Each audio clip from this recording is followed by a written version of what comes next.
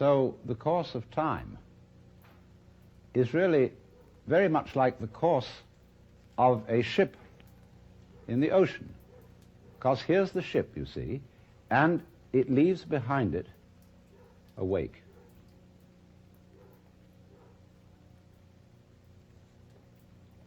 And the wake fades out, and that tells us where the ship has been,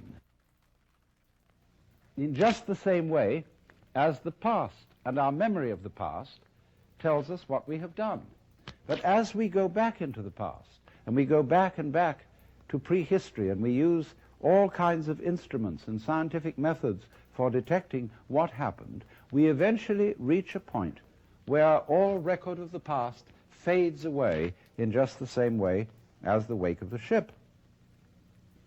Now, the important thing to remember in this illustration is that the wake doesn't drive the ship any more than the tail wags the dog.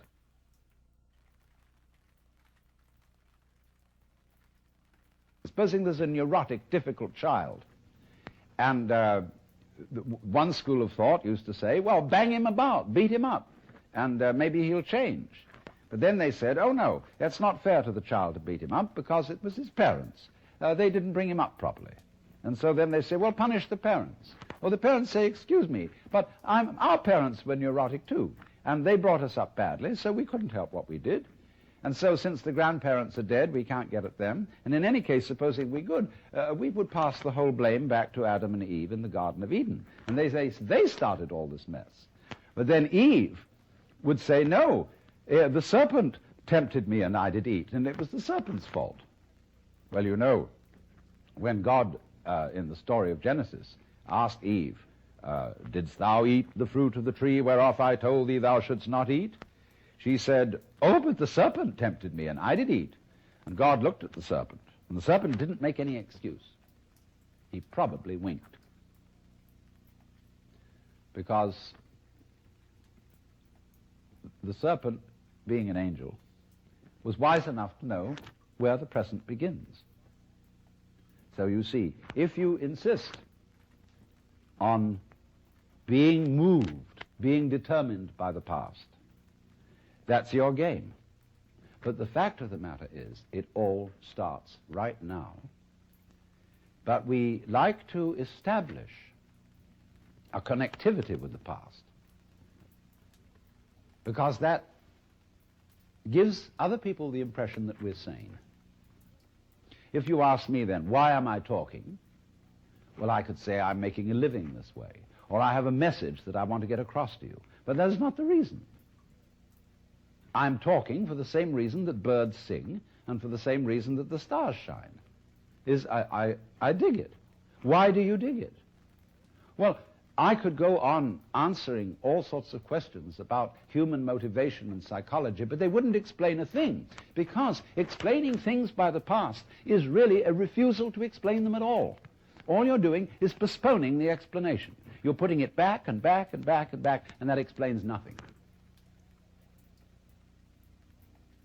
What does explain things is the present. Why do you do it now?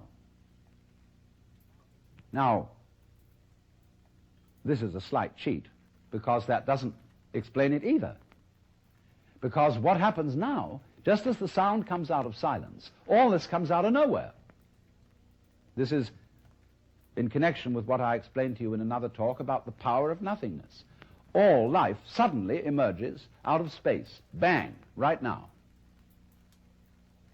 And to ask again, why does it happen, is an unprofitable question, because the interesting thing is not why, but what. What happens? Not why does it happen. I can say, well, I am doing this now because I did that then, and so I am producing for you a continuous line of thought. But actually I'm doing it backwards. I'm doing it always from now and connecting up what I do now with what I did so that you can see a consistent story. If I define myself as the whole field of events we'll say the organism-environment field, which is the real me, then all the things that happen to me may be called my doing. And that is the real sense of karma. But when we speak about freedom from karma, freedom from being the puppet of the past, that simply involves a change in your thinking.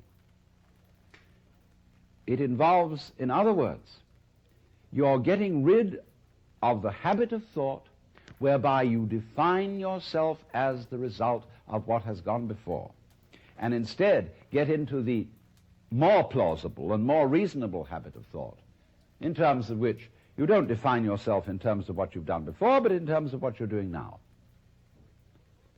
And that is liberation from the ridiculous situation of being a dog wagged by its tail.